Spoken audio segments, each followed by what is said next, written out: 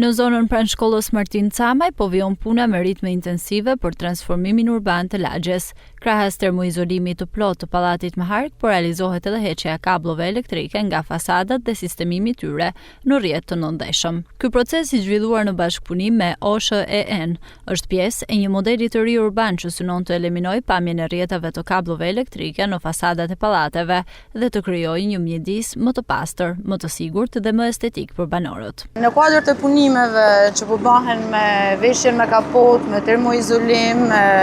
gjitha investimet tjera që po bëhen tek pallati me hark, sheshi sa buletini, punimet e sotshme janë kalimi nën tokë i gjitha lidhjeve